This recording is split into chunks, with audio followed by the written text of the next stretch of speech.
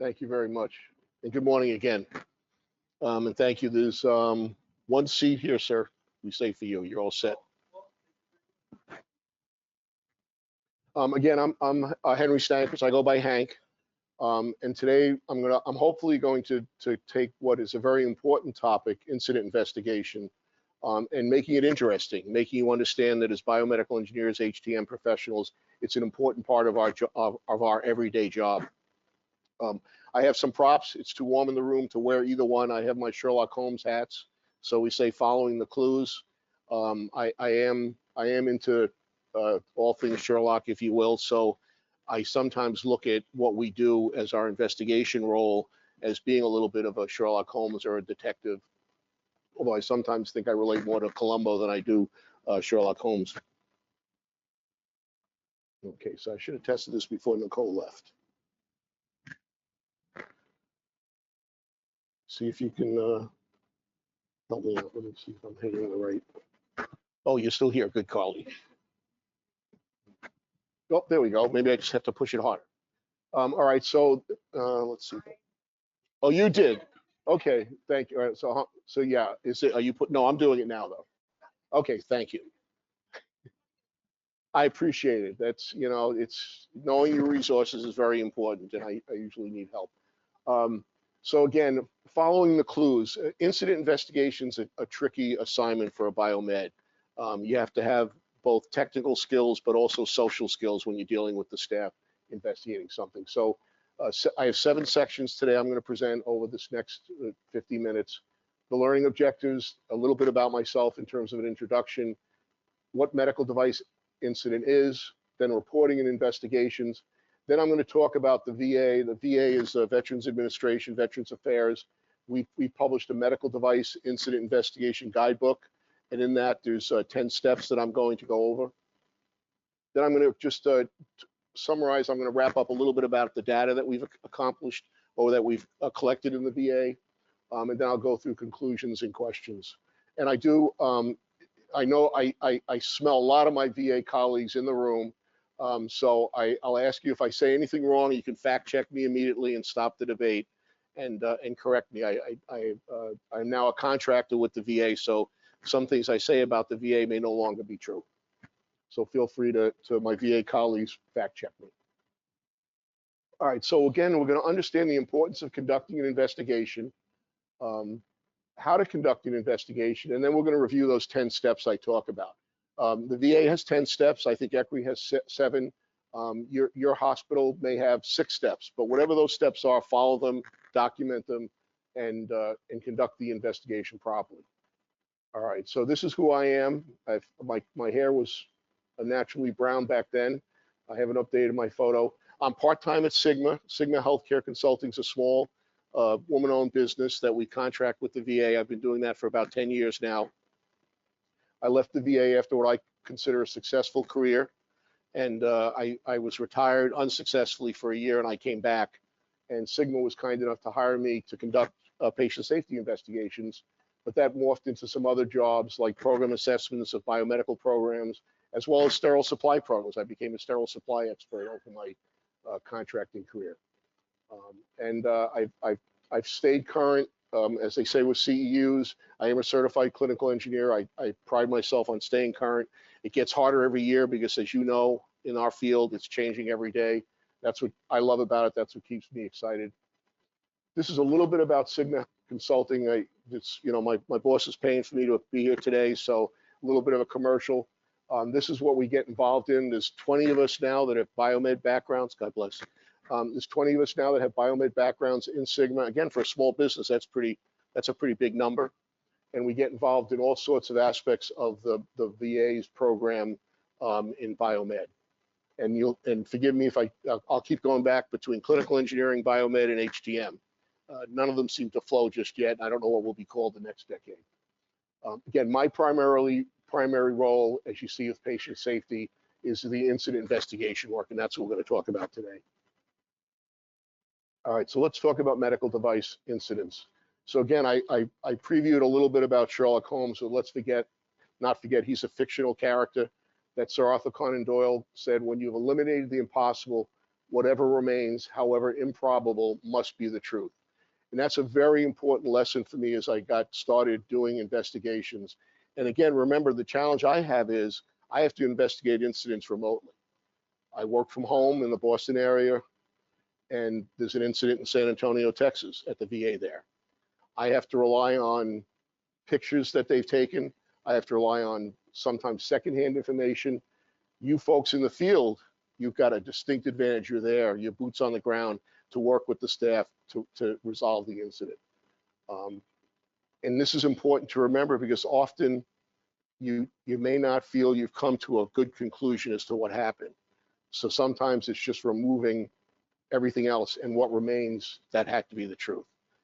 Especially tough when you come into use issues, when the staff feels they use the device correctly, but there's no other explanation other than something wasn't done right because you can't reproduce the failure. All right, so this is always interesting for me when I started doing this with the VA on teaching classes on incident investigations. As a biomed, I think of a medical device as a ventilator, a monitor, X-ray machine. I forget that tongue depressors and IV tubing are also medical devices. And you can ask, well, what do you have to do with a tongue depressor? Hopefully nothing. But I guess if there was a manufacturing defect and it was very splintery and we're putting splinters on patients' tongues, it would be a problem. I've never had to do anything with tongue depressors, but keep that in mind that today I'm really talking about the top three, if you will, the real medical equipment. We do get involved occasionally with disposables, but if it's removal from shelf, it's pretty straightforward. All right, so a patient safety medical device incident, what is that? So it's something that did harm a patient, or here's another kicker to remember, it could have harmed a patient, and it involved a medical device. So often there are incidents in a hospital where a patient falls because of a slippery floor or something like that. Biomed doesn't get involved in that, at least not in the VA. We get involved in HTM, we get involved when it involves a medical device. It's a pretty broad definition for the VA, as my colleagues know. If there was a patient monitor in the room and the patient had trouble, then somehow it's a medical device incident, even though he may not have been connected to the monitor. So again, just some terminology that's important for you to remember. I think I activated the laser here for a second. Let's see if I can figure out how I did that. There it is. It could have resulted in harm. Is classified as a no harm event, a near miss, or a close call event. An incident that did harm event is classified as sentinel event, and the new terminology now from the Joint Commission is a never event.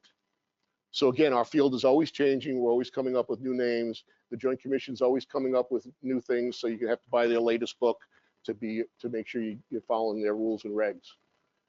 Again, biomed in the VA, we investigate medical devices, network clinical systems, and even sometimes, as I say, disposable equipment. We are seeing more issues with network clinical systems, and those type of incidents will be, we have the GE Mac carts, the ECG machines. Well, somehow it didn't communicate back to Muse, or Muse didn't communicate back to our EHR, and we'll have to investigate that to see where's the problem. Is it in the cart? Is it in the network? Is it in something? And those are much more complex than my normal type incident. What we've done is, when we've developed this with our patient safety work group under the leadership of Shelley Leacock, we came up with these 5 categories just so we could sort to get a feeling of where the device failures, the patient's failures were. So device failure, malfunction, a legitimate break in the device. It does happen. Device use issues. Again, I'm using the current terminology. When I started, it was called user issues. Now it's a use issue. We don't want to blame the user. We have to be very careful about that, not criticizing our users. So the term knucklehead can't go in any of my reports. Environmental issues, software issues, interface with the EMR. And because the VA, we have sometimes a tenuous relationship with IT, we actually started tracking if IT did something that we weren't happy about. I have one of my open-ends, and I see my VA people smiling. I said that very politically correct, if you notice. We have an incident where we share a lot of our, the low voltage electrical closets with IT, for our medical equipment.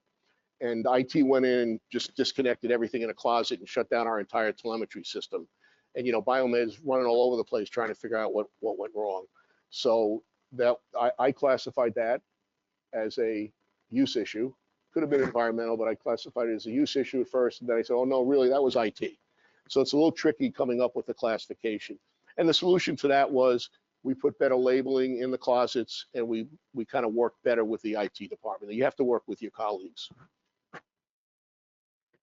You're welcome to come in. Unfortunately, bring some chairs. And all right. So again, I just want you. I can't teach incident investigations without talking about the FDA to make sure that that's covered. That you understand that the FDA does play a major part in the regulation of medical devices here in the United States.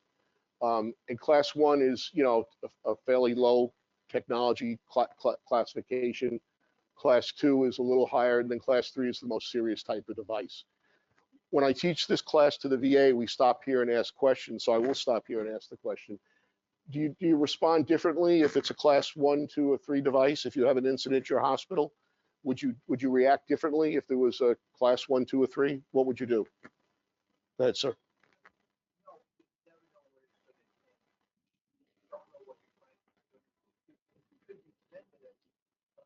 Below. That's exactly right. Unless you know it's class 3 going in. Yeah, and that's the correct answer. You're really, you know, this is classification for the FDA. When you have an incident where patient harm occurred or patient harm may have occurred, you don't care. You're going to investigate it. So thank you. Appreciate you speaking up.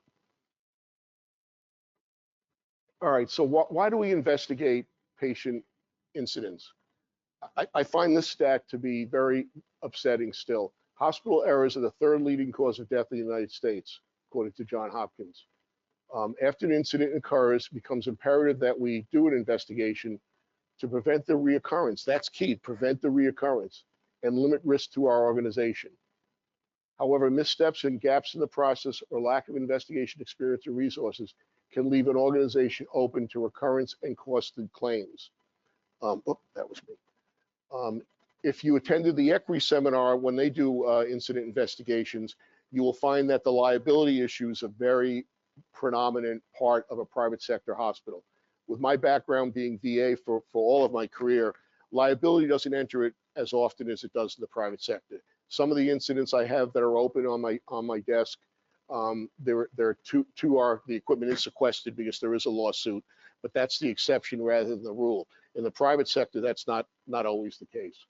So keep that in mind for those of you who do work in the private sector. You have to be very serious when we get to the concept of chain of command, chain of custody. So again, why investigate? The VA is on a journey of high reliability, as many of our other hospitals are and many organizations are, and following the 5 principles of a high reliability organization: preoccupation with failure, reluctance to simplify, sensitivity to operations, committed to resiliency, and deference to expertise.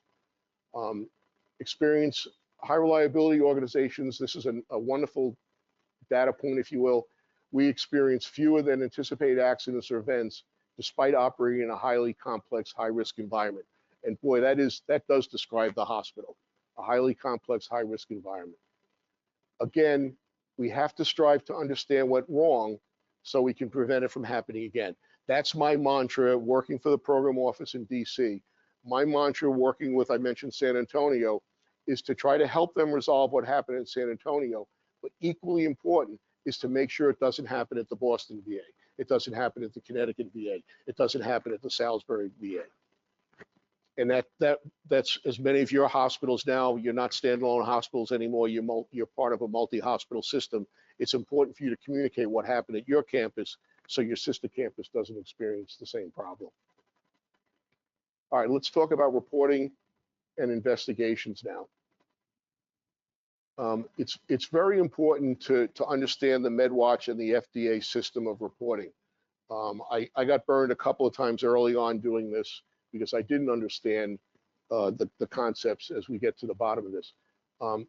As staff members, you voluntarily report any kind of issues you have with equipment to the FDA.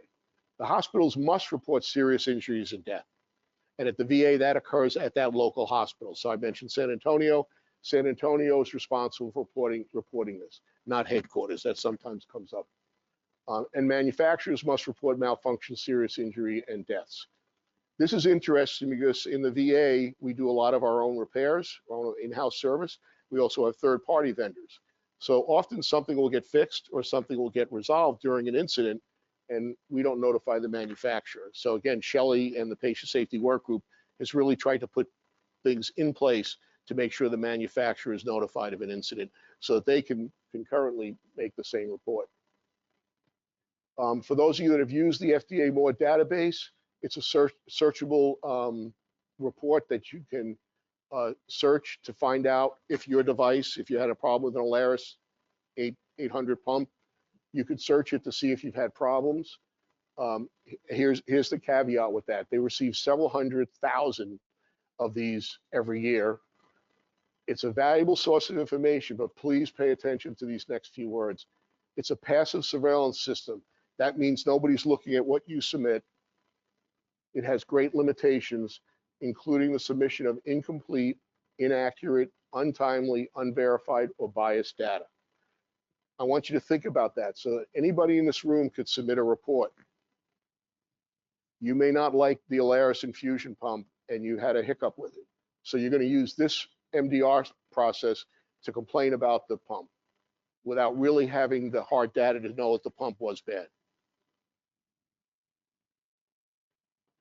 So I've seen our patient safety folks at the VA, they'll search this, they'll see 1,000 hits from Alaris and say, well, the Alaris infusion pump is garbage. But you have to read through it to see what the issues are. And for those of us, we're all in the field, obviously, you know, infusion pumps, I don't care what brand you have, infusion pumps are going to be a challenge. It's probably the #1 incident. Well, for the VA, it's the #1. I assume in the private sector, it is also. So please be careful when you go through that. Remember, it's not, you know, it's like a Google search. It is not fact checked. So again, reporting incidents, this is the local hospital has this responsibility. And the VA, we're really pushing more and more for folks to do this. We're finding out there are some gaps. So again, a serious injury, this is what you have to do. Device-related death, this is what you have to do. Annual summary they expect, and then near misses, it is voluntary. But the near misses we found in the VA have really been helpful because the near miss that happened at the Boston VA may prevent a real incident from happening at the West LA VA. So we're encouraging through the Patient Safety Work Group, through the program office leadership, the new leadership team that we have in place now in the VA, for folks to voluntarily report to us, not only the FDA, of what happened. As a result, you'll see some of the results of some of the number of incidents we've gotten of late. All right, so why locally, why is it important for you to investigate incidents? You want to improve patient safety. You want to promote the culture of safety. You don't want it just to be a buzzword. You want to seriously promote in your everyday life the concept of patient safety. You want to prevent similar incidents from occurring. And here's an odd one that I've added: to reassure the clinical staff that medical equipment is safe to use. Sometimes, especially if we can't find a hard failure and we go to that use issue, the doctor, the nurse, they don't want to use that equipment anymore. And you know, if it's the case of maybe just one ventilator or one dialysis machine, well, okay, look, let's cut our losses. Let's get rid of that one particular machine. But if it's an MRI, if it's a CT scanner that they've lost confidence in, we're not just going to turn around and replace that. We're very sensitive to our taxpayer dollars and money. And this comes up where when I was working at the Boston VA, I'm not using that machine anymore. I said, look, we've done everything you can. Well, you need to guarantee to me that we will not have a failure again. Now, I don't know about you all, but I couldn't guarantee that. There's no way you can guarantee it at all. We had a horrific C-arm collapse in one of our VAs. It crashed to the floor as the patient was coming into the room. Frankly, it would have killed the patient if they were on the table when that happened. The company investigated the spindle that shattered the system, and they cannot find the root cause as to what happened. The only way they were able to duplicate it was a very odd set of circumstances where there was some kind of external impact, i.e. the table, the system hit a garbage can or a case cart, and there was no indication from the staff that that happened. And indeed, they watched the machine collapse. There was nothing, the machine was just standing there, and they walked in the room and the machine broke. So if that collision occurred, it occurred and created some damage that manifested itself a month later, we don't know. So right now we're working with that site and that radiology department. What should we do? The company, I think, is being phenomenally wonderful that they're willing to replace the entire system no charge because they can't figure out what happened. It was post-warranty. The system was in use 18 months, so just not really that far out of warranty, relatively new system. And the hospital saying, well, we don't know if we want to get the same system again.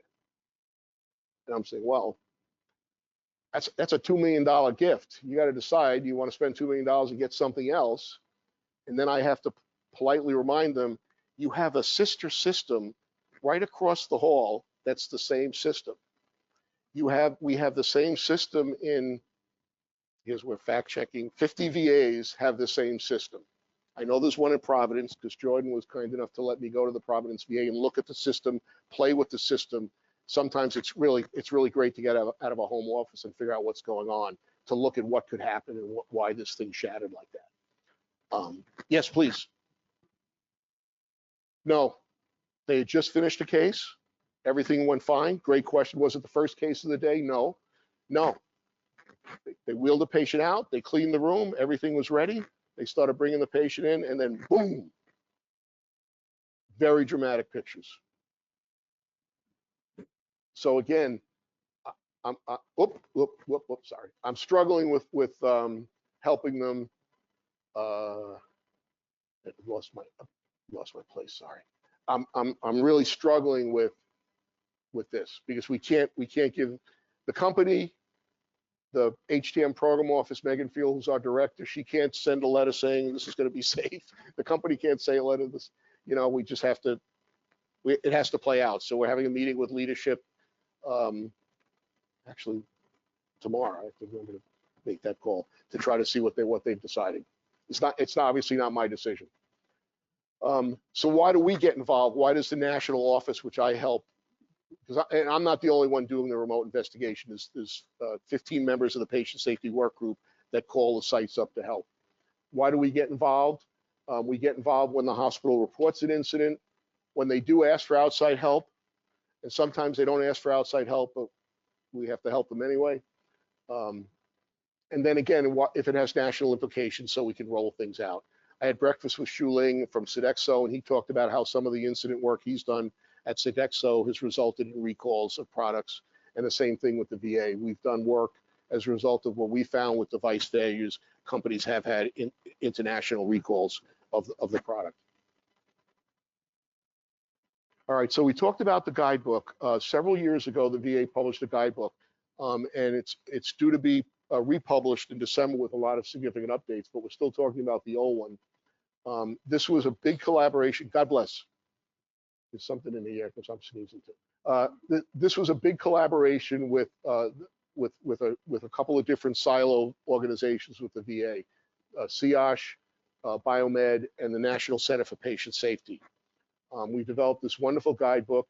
I was very proud to be part of it. Just one of many contributors to the guidebook.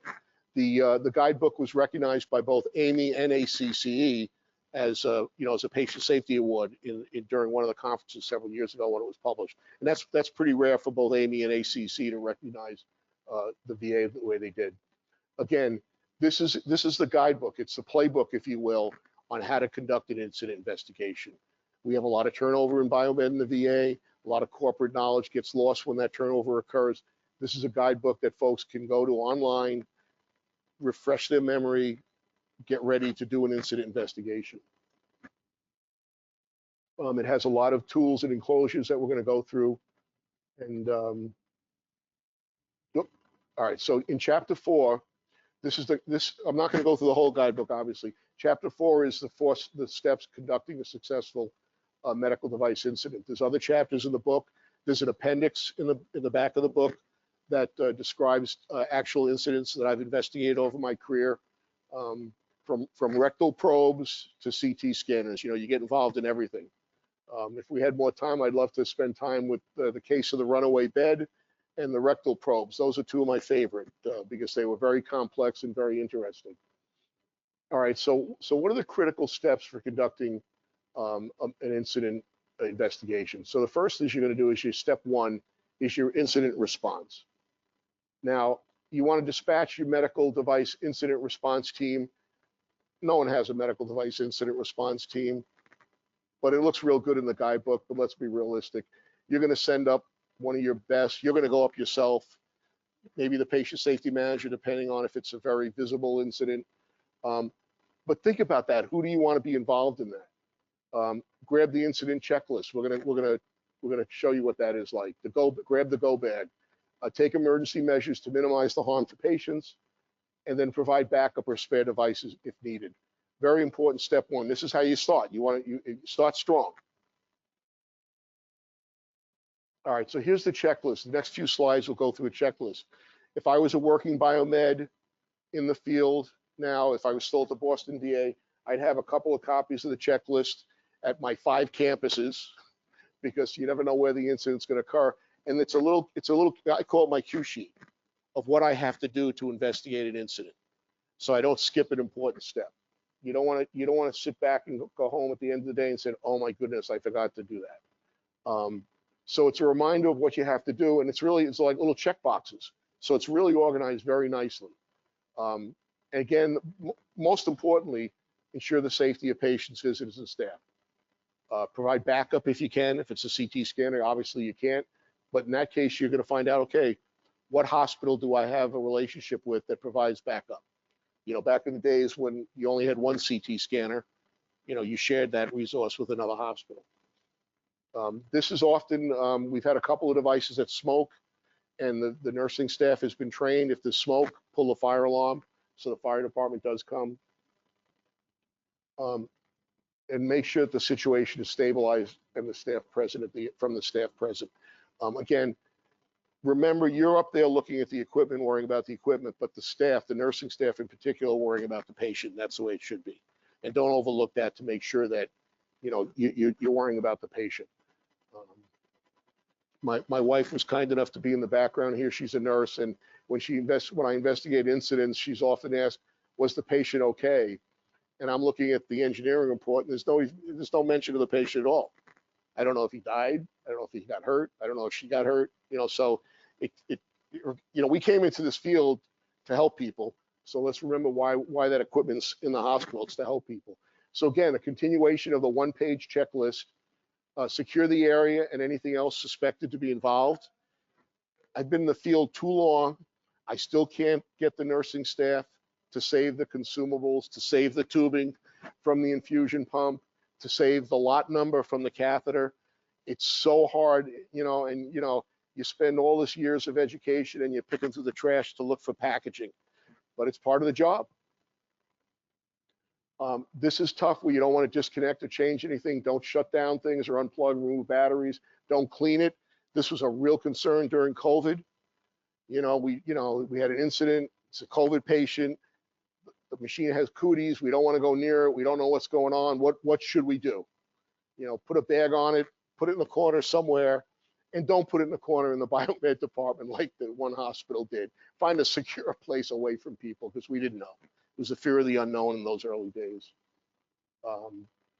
Sequester all equipment. We've put down, ensure the settings are maintained. I always try to make sure we record the settings because things can get bumped and moved. And then when we can, we want to try to remove the suspected device. Again, medical device checklist, gather the data, there's a whole form we have to ask more detailed questions than a simple checklist. Determine who was involved. This is especially important. When I started in the VA, at the VA in New York and then in New Orleans, it was just one campus, one hospital. Very easy span of control. You move to Boston, we've got a couple of hospitals. Then Boston eventually became like a 5-campus hospital system. Very difficult to know who was involved. At Boston, we had weekend-only nurses. They only came in on a Saturday or Sunday and worked. So if I had an incident on Saturday, Sunday, how do I get a hold of them? What happens?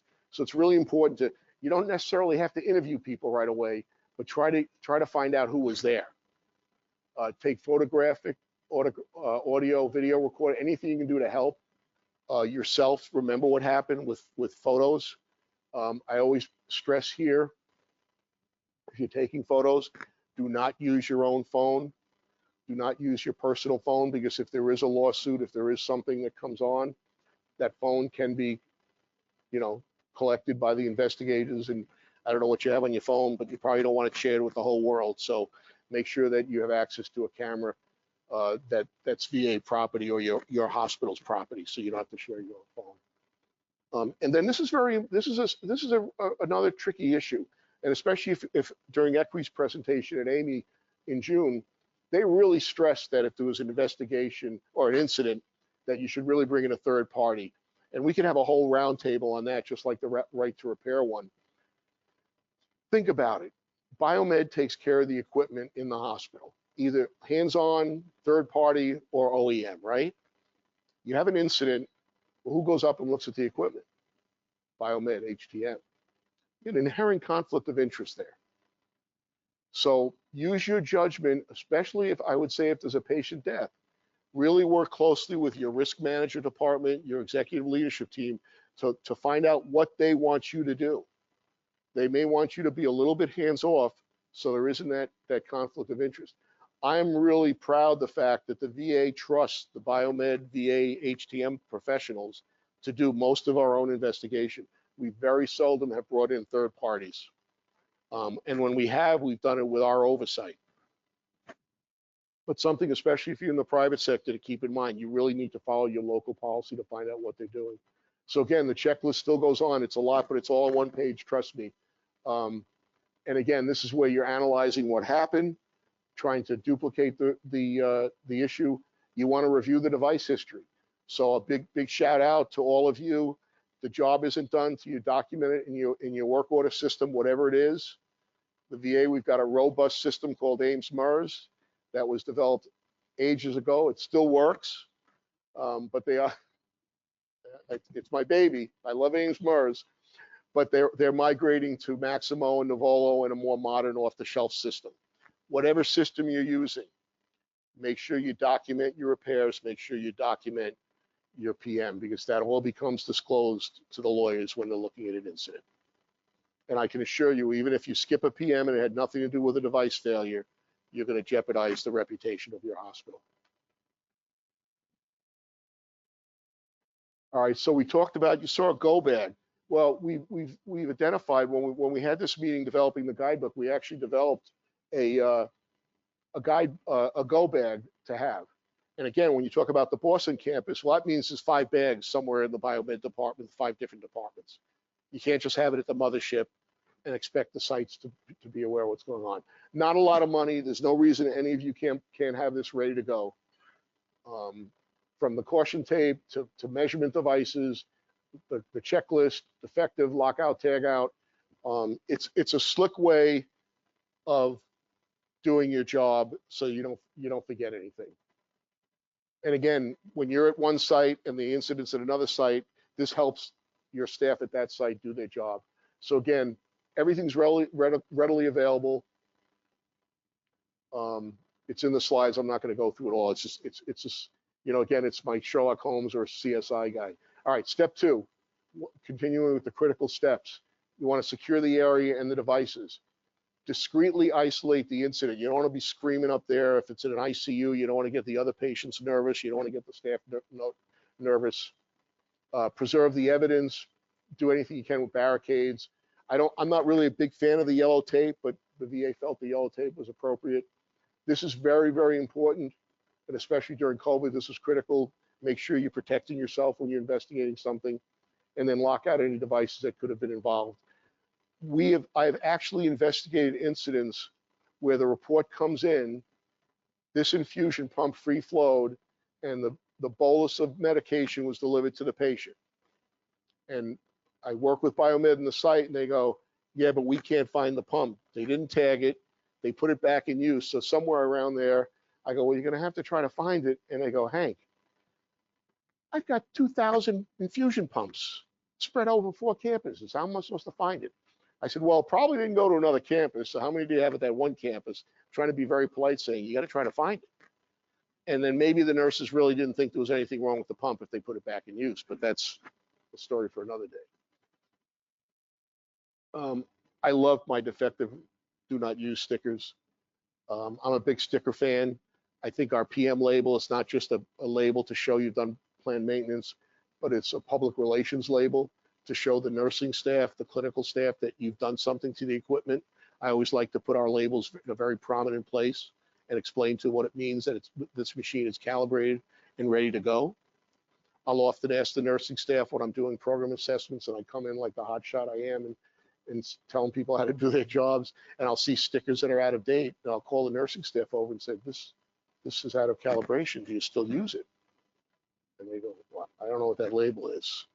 Well, that label tells you if the machine's been calibrated. This isn't calibrated. Oh, what should I do? Well, you need to call Biomed and get it calibrated. And then the interesting issue is, and this comes up with all of us, is called institutional disclosure. What if we go back and we go to calibrate whatever that device was and it wasn't in calibration? So maybe we weren't treating the patient properly. Do we go back and see who was on that pump, who was on that ventilator, and disclose to them that you aren't being cared properly? So I take PM very serious. I take calibration very serious. And I love the defective do not use sticker. So when I walk around, I actually will talk to leadership. If I find stuff out of date, can I put a defective sticker on? The answer usually is no, but I ask anyway. And think about that. If PM's important, then you shouldn't use it if it's not up to date. All right, so ID potential witnesses. I talked about this a little bit, especially with the weekend, the evening, the night shift. I think everybody in the room, you probably work day shift Monday through Friday. The hospital doesn't work Monday through Friday. There's many other shifts that you have to please be aware of. Step 4 is collect the evidence, record the data. Again, photographic evidence is terrific. The case of the runaway bed, the biomed departments did not believe the nurses that the bed was running, had a self-drive mechanism that didn't shut off when they released the mechanism.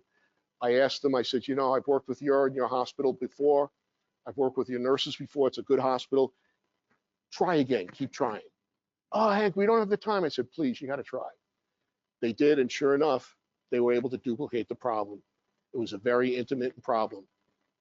What I love about this story is, so then we called the company, that can't happen. It's too many safeguards. I said, no, it happened. No, it can't happen. I said, okay, well, hold on. Let me see if I'm always usually technically challenged. Hold on, let me see if I can call up the video so you can watch it doing it. And then only when they saw the video did they believe it. So right along the whole step of the way, Biomed didn't believe the nurses. The company didn't believe the VA. And yet we proved that it was a problem and they had to have a recall on the bed. So really use everything in your power to prove that it is a problem, because they will doubt you. Again, critical step 5, sequester the device as best you can. And it's really important to find a proper place to sequester it. I know in the private sector, they have what I call jail. They actually have rooms of devices that are tagged because of lawsuits. In the VA, we're a little bit less rigid than that. They'll usually wind up in a corner in the biomed department. And again, it's all the little details here I'm not going to read through. But again, don't change things, don't clean things, don't reprocess stuff. And that's hard because, you know, we do get a lot of scope issues, and, you know, companies aren't going to help us with scopes if we don't clean them before we send them out. And I don't want to work on a scope before it gets cleaned either. So those are tricky. All right, step 6, chain of custody. Very, very important for the private sector, and increasingly important for the VA. Make sure that you know what's happening with the device, that you're not being careless and haphazard with it. Step 7, that's where you do examinations. And this is where I talked about the VA leadership trusts HTM to do our investigation. You know, we're testing the device, we're doing all sorts of work, working sometimes hand in hand with the OEM, but we're in charge of doing it, which I take great pride that they trust us. Step 8 is conduct the interviews, and please look at the very bottom one. I won't go through everything, but avoid bias. I think it's a knee-jerk reaction that when a device fails and a nurse is involved, that we immediately feel it's the nurse. In 50% of the issues we investigate in the VA, 50% of them are nurse related. They are use issues. So it's very easy for me to say, yep, the nurse doesn't know how to use the infusion pump. So make sure that you really take it to that nth degree to confirm that it's not a nursing issue. And I say nursing because we don't see a lot of incidents in x-ray. We don't see a lot of incidents in like hemo or respiratory or lab because those folks are a little more techie orientated. The nurses got into their field to deal with us. We got into our field to deal with equipment. So it's very important when I'm working with new people and I'm educating new people, to avoid bias. All right, step 10, prepare an incident investigation report. Biomed, we're not good at marketing ourselves. I've noticed this my entire career. Wrap up what you've done, report to the safety committee, report to leadership, put together a little report to show them what you did, to show them you do more than turn screws and have wrenches in your tool bag. Take pride in what we've done. And Megan Friel now, since she's become the new boss at headquarters, she starts every meeting with a patient safety story, which is an incident investigation that somebody did in the field at one of the hospitals to take pride in what they did and what they found and how they found it, so that we could learn from that. And I think it's very refreshing. The VA as a healthcare system always starts at the highest level with the secretary of the VA. They open their meetings with stories about veterans and how somebody's cared for a veteran and gone to extraordinary lengths to take care of the veterans. And Megan was thrilled that the case of the runaway bed made it to that level, that was discussed at the secretary level to show that that hospital didn't give up to try to find the root cause of that problem. And as a result, there was a national recall of that bed. And that had to be pretty cool for people to, and again, giving it a catchy title, The Case of the Runaway Bed, I think that may have caught their eye. But that was pretty slick. That's something that we did in Biomed, made it right literally to the secretary's level. All right, so I wanted to give a plug for ECRI too, because they do a great job investigating incidents. So they have 1, 2, 3, 4, 5, 6. They have 7 steps. So it's similar to what the VA developed. They developed it independent of us. We developed it independent of them. But they do have a good plan. They have a wonderful course that Shelley attended just to see if we were missing something. I was pleased that when she came back from the class, we weren't missing anything with our guidebook. And so the ECRI has biomed engineers, HTM folks like us that will do it and help you with an investigation. So again, it may be something of a very serious nature. You want to remove any bias in your program, and you may want to call it ECRI. There's other people who do it. Frank Painter does investigations. He's another giant in biomed. Matt Baratek, another giant in biomed. Carol Davis Smith. These folks are all experts that can come in and also help you if you think you need to do it. What I like to say is that for those of you working in the field in biomed, you have us. You have us in the program office. You have us in the patient safety work group to kind of come in relatively unbiased. I'm a biomed folk like you, so it's going to be pretty hard if I find biomed did something as a knucklehead. I really try to be very polite and point that out. But I always will point it out. The veteran to me comes first, even before biomed. I want to tell you a little bit about the data as we wrap this up. This is why I talk about the nurses. 52% of 240 investigations we've done from 2013 to 2020 were device use issues. Only a third were actual device failures.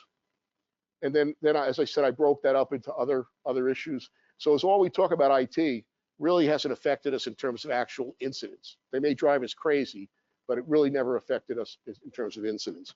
And then a more current stat, when you get down to 24, and this was unfortunately to date, was the date, 9/23. I did break 100. We closed out the fiscal year at 101. I teased my boss that I wanted a bonus because we had 101 incidents. So this is pre-COVID, 50. You probably got about 50 a year. That number is even a little high because some of them were from 19 because of the delays in reporting.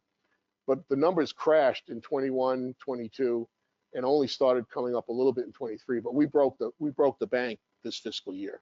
Shelley has done a phenomenal job encouraging people to submit incidents. NCPS has done a phenomenal job with the patient safety managers to submit incidents. And so I can't keep up, so everybody's helping. What has remained unchanged, however, is the percentage of use issues. Relatively stagnant at about 50%.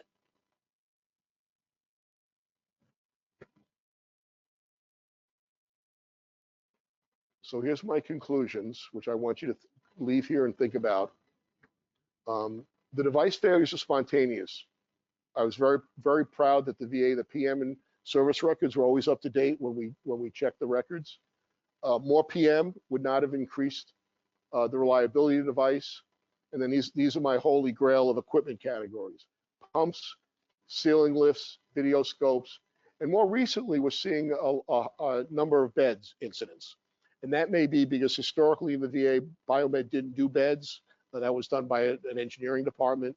But now that Biomed's doing beds, in not all hospitals, it's a slow evolution. We're starting to see beds crop up in my incidents. And here's a question for you to think about. Is there an education gap on the safe use of medical devices for the clinical staff, especially nurses? And should HTM put more emphasis on staff education? Yes, thank you. That is the correct answer. Okay.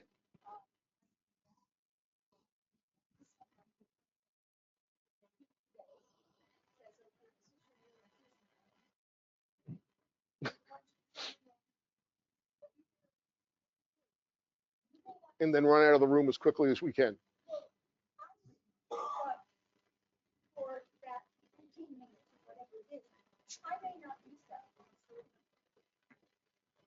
And I had to sign off, and I went, and the manufacturer came in and showed us how to use it. What technical, and there was, it's not like a Right. Yes.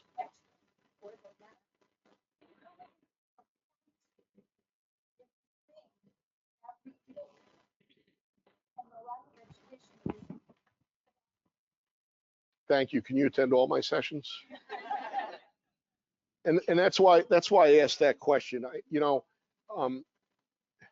We spend so much time on PM and worrying about PM and the nuances. We're coming out with the VA's coming out with a new PM guide soon, and very nuances about the inspection periods and all that stuff. We need to stress education, and thank you for agreeing with me, because it's really, I see it when we didn't train the evening staff, we didn't train the night staff, the weekend staff, and we trained. We came in, we got the new infusion pumps in, we got the new NIBP machines in, we trained them once, my job's done, I never have to train again. And I work aggressively with the biomeds in the field to say, the company's on the line with us, they're willing to come in with a class, but they won't do it for free. You gotta throw a couple of $100, maybe $1,000. Oh, I don't know if I can pay for that, I gotta find out. Look, just tell them somebody from the program office said you have to do it, and the leadership will find the money. I've learned in my long career, there's always money. It's just priorities and how we spend it. You have to spend it on staff education. It frustrates me to no end that 50% mark has not dropped, that I can impact that change as a contractor. I don't know if I was still working in the VA if I could have impacted it, but I would really stress to Megan and those of you that some of the folks work with Megan directly in the program office, that clinical staff education is an important part of an HTM role. But so thank you very much.